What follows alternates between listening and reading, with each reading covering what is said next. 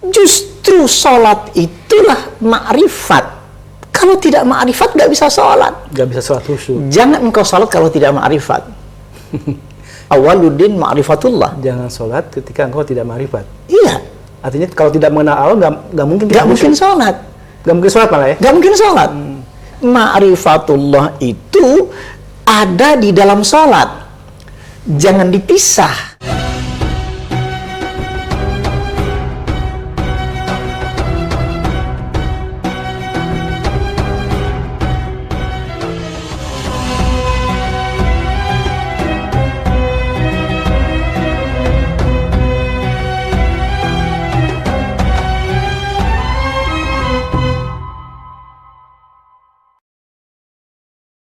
Assalamualaikum warahmatullahi wabarakatuh. Waalaikumsalam warahmatullahi wabarakatuh. Sahabat khusyuk yang dirahmati Allah, alhamdulillah kita masih bersama guru kita Ustaz Abu Sangkan. Alhamdulillah. Sehat, Ustaz? Alhamdulillah khair.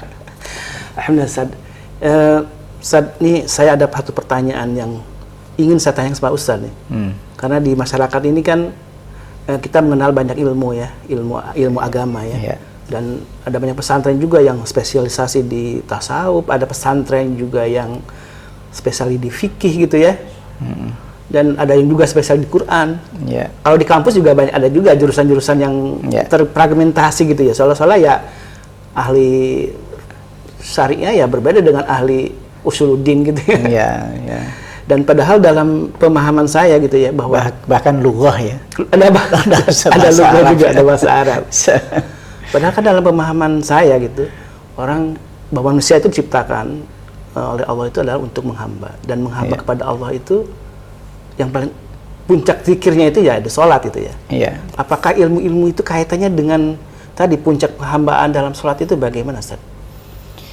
Ya, sebenarnya kalau saya melihat satu hari dalam kehidupan kita, kalau kita menjadi pengamat dan pengamal sebenarnya, sehari-hari kalau kita jadi apa dan siapa, itu kan dimulai dari salat tahajud. Kenapa kok saya bicarakan tahajud dulu? Karena itulah yang dilakukan Rasulullah. Terus apa hubungannya nanti dengan ilmu-ilmu yang begitu banyaknya? Ada syariat, ada hakikat, ada ma'rifat, ya kan?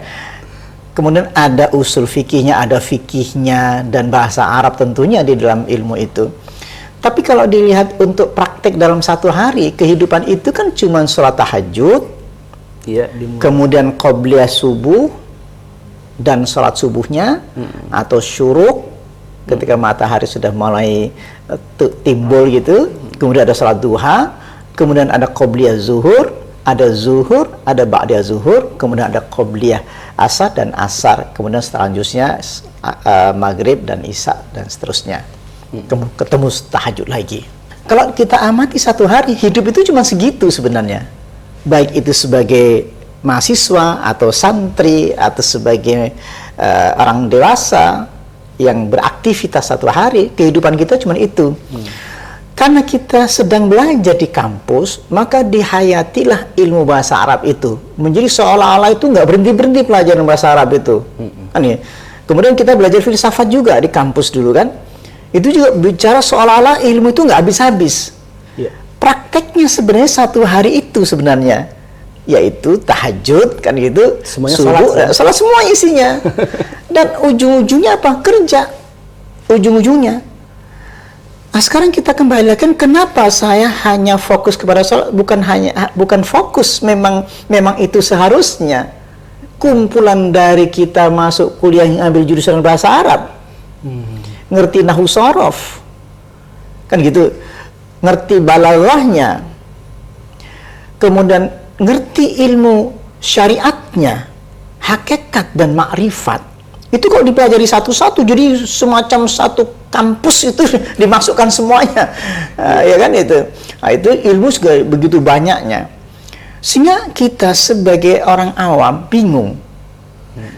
Ada mengkhususkan bab zikir saja, ada yang mengkhususkan bab fikih saja, ada yang mengkhususkan ilmu Al-Quran saja, sehingga seolah-olah ilmu itu begitu rumitnya.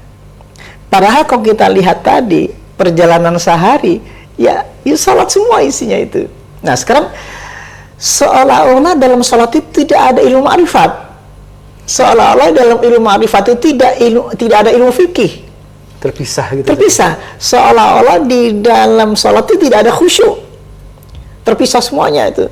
Nah itu yang sekarang mudah-mudahan mulai dari sinilah kita akan kumpulkan semua ilmu itu sehingga kita tidak confuse, sehingga ada yang sampai terbelah-belah ini.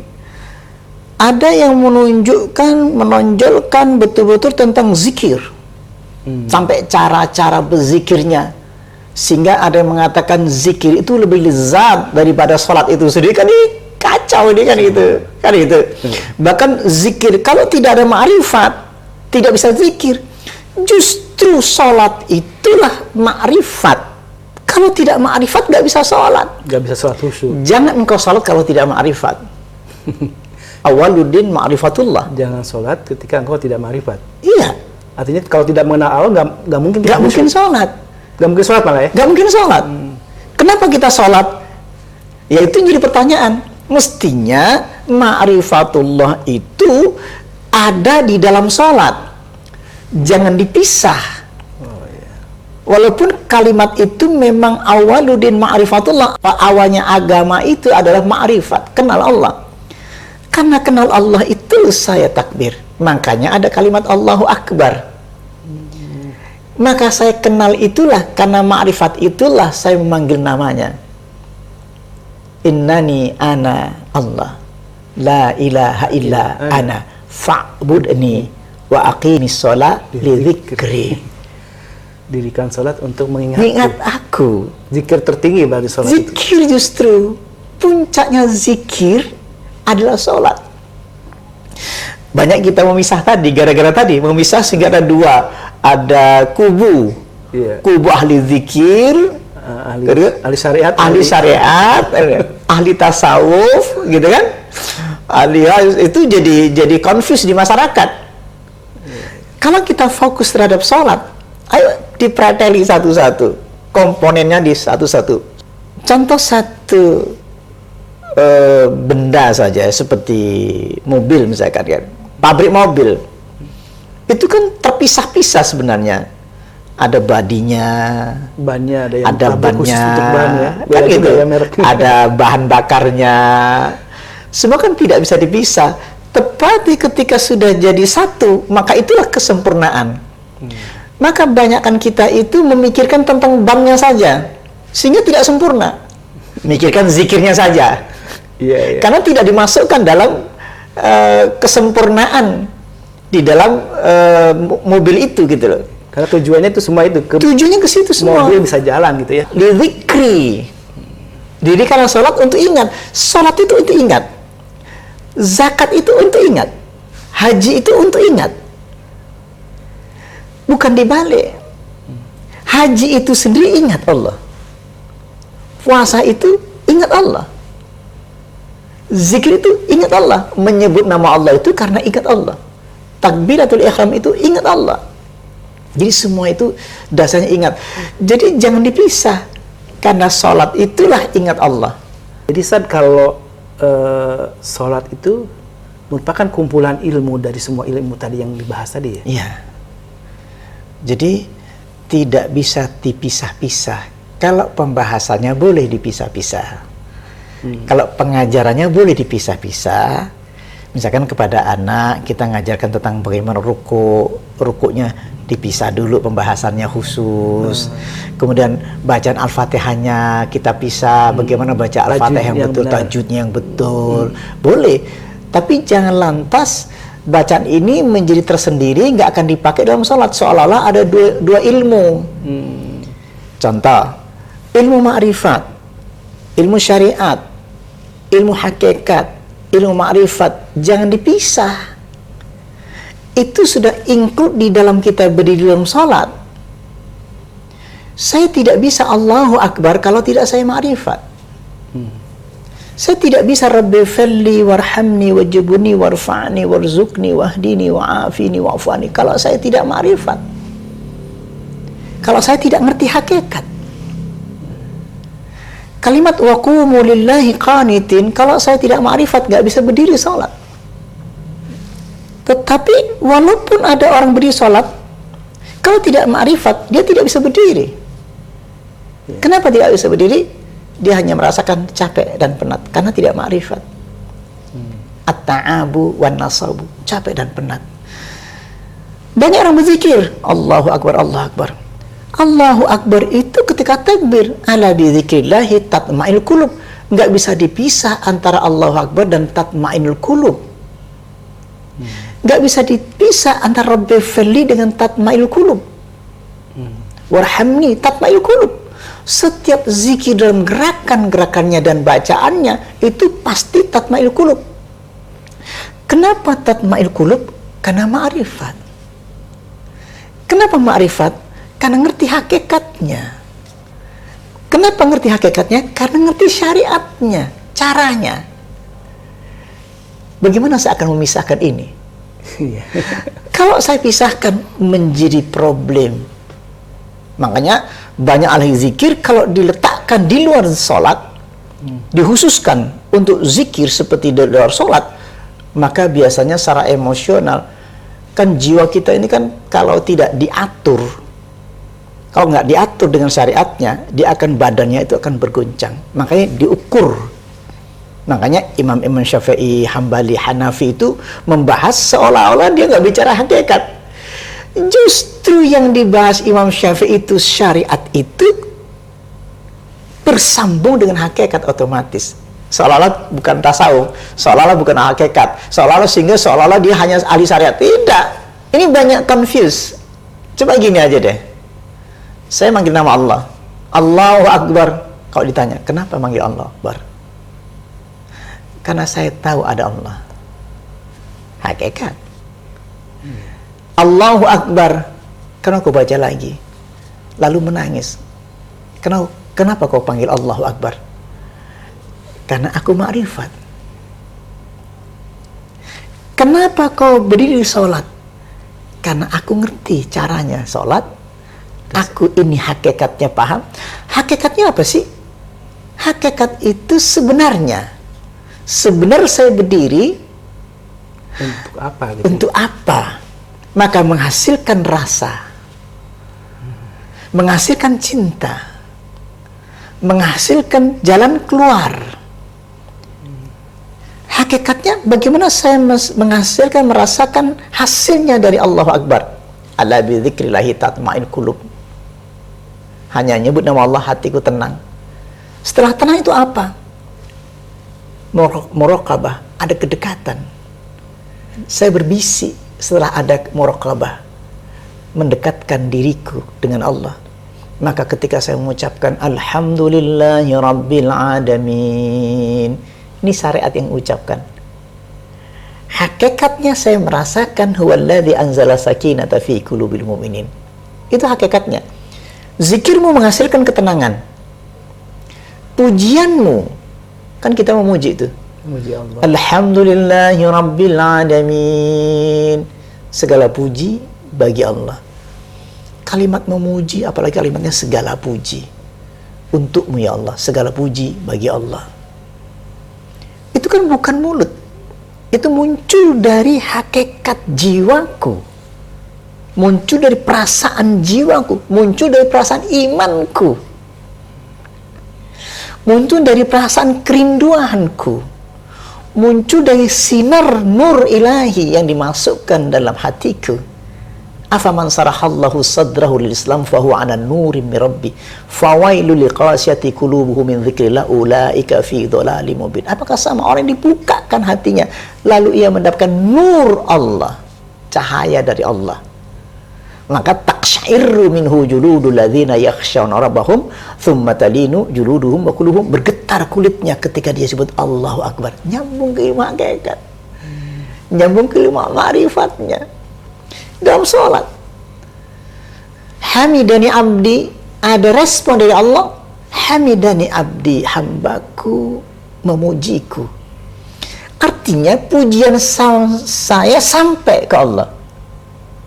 Kalimat hamidani abdi Ketika saya baca Alhamdulillahirabbil alamin, kalau muncul dari batinku, langsung direspon hamidani abdi. Bagaimana taunya aku direspon Allah? Ala bi dzikrillahi tatma'innul qulub. Aku merasakan tenang ketika mengatakan Alhamdulillahirabbil alamin.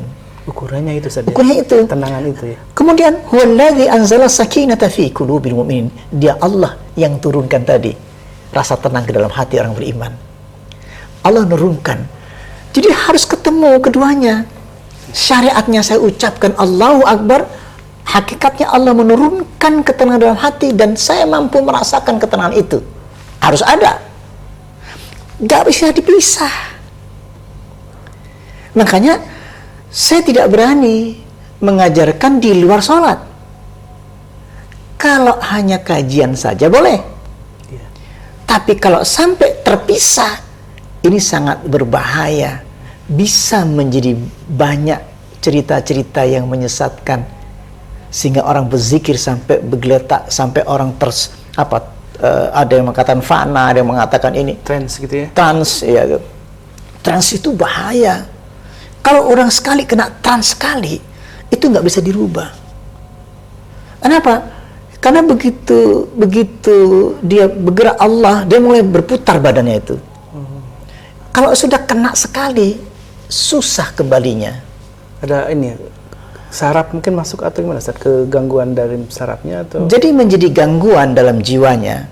Karena badan ini kalau kita amati, kan di dalam jiwa itu sebenarnya ada jiwa la'ammaratun bisu.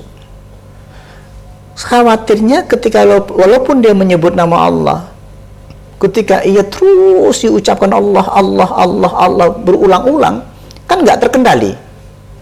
Banyak orang berzikir nggak terkendali badannya. Nah ini sulit diambilnya, makanya sampai loncat-loncat. Nah di zaman Ibnu Umar itu pernah terjadi. Kenapa itu kita nggak berani mengajarkan ilmu itu? Karena nggak kekontrol. Banyak orang nggak terkontrol. Itu akhirnya tersesat. Begitu dia bergerak, ini pengaruh dari bawah sadarnya. Biasanya ketika dia emosi dalam sekali, ketika kemudian dia datang ke tempat zikir, lalu dia zikir serius, padahal bagus zikir itu kan. Sampai nangis. Dan luar biasa, itu biasanya histeris nangisnya itu. Teriak, itu badan itu gerak sendiri. Bergerak sendiri. Dan itu sangat bahaya. Jadi zikir yang mendatangkan tangisan yang luar biasa itu membahayakan tadi. Membahayakan. Jadi Rasulullah tidak pernah mengajarkan seperti itu. Kata sahabat Ibnu Umar. Jadi Ibnu Umar mengatakan, saya ini sahabat Nabi, tetapi saya tidak pernah melakukan hal itu. Kemudian Siti Asma juga mengatakan, karena ashabu Rasulillah sallallahu alaihi wasallam tatma'u a'yunuhum wa taqsha'iru juluduhum. Jadi semua sahabat Nabi yang ku tengok gitu loh, termasuk Rasulullah, dia tidak pernah melakukan hal ini. Hadza minasyaitan. Nabi itu dan sahabat-sahabat semuanya hanya meleleh air matanya. Badannya tetap begini, cuman merinding. Seperti sebuah cinta dan iman. Walakinallaha habbaba ilaikumul iman wa zayyanahu fi qulubikum wa karraha ilaikum kufra wal fusuq wal isyan. Tapi Allah turunkan cinta dan iman. Cinta itu kan nggak sampai pingsan. Cinta itu nggak sampai gila. Sadar ya? Sadar. Jadi ilmu cinta itu sadar. Ilmu rindu itu ya biasa. Asik dengan Allah itu. Ini yang jadi kadang-kadang kita kesulitan berbicara. Makanya banyak hal yang menentang, baik dari teman-teman dari Salafi, teman-teman dari yang lainnya, itu kadang-kadang jadi perdebatan yang tidak berhenti. Sudahlah, hentikan semuanya. Kita kembali ke sholat. Sempurna sholat itu. Kumpulan ilmu. Kumpulan semua ilmu tadi kan. Jadi kumpulan ilmu tadi kita kumpulkan di situ semuanya. Ini kesempurnaan sholat kita itu di situ. Nah itu barangkali nanti kita sampai kita mencapai bagaimana makna Al-Fatihahnya kita bahas lebih dalam nanti ya. Tapi satu lagi sebelum saya tutup, iya. Kan tetap bahwa sebagai bagian tetap dipelajari ya. Bagian-bagian itu ilmu bahasa, Iya. ilmu syariat. Tapi tujuannya itu yang harusnya diarahkan. Iya, arahkan Belajar ke satu. bahasa ya tentunya harus bisa memahami bacaan-bacaan sholat gitu La Ustaz, ya. taqrabus salata wa antum sukara hatta ta'lamu ma taqulun. Jangan engkau dekati salat. Kan nyambungnya ke salat. Iya. Wa antum sukara, kalau engkau tak sadar, nggak ngerti artinya pula kan gitu. Iya. Hatta ta'lamu, sampai engkau ngerti ma taqulun, apa yang kau ucapkan. Allahu Akbar, kalau nggak ngerti kan bingung. Itu ilmu bahasa Arab Ustaz, ya. Ilmu bahasa Arab. Kan ya? Baca Qur'annya nanti tajwid. Tajwid. Jangan bisa tajwid di luar gitu. Tajwid dimasukkan dalam salat. Jangan sampai ketika di luar bacaan Al-Qur'annya diperbagus, diperindah, ketika sholat dipercepat itu. Itu Dipercepat. malah agak aneh ya. Masya Masya Allah. Makasih Ustaz, ini ilmu yang sangat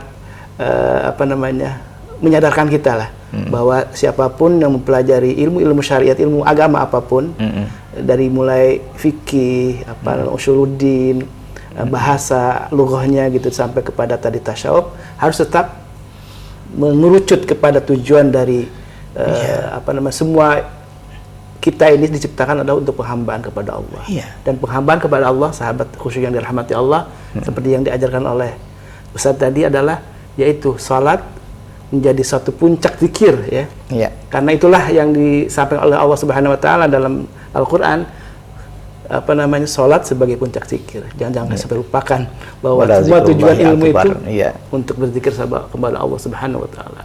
Masih Ustaz, jazakallah khairan. Wabillahi taufiq wal hidayah. Wassalamualaikum warahmatullahi wabarakatuh.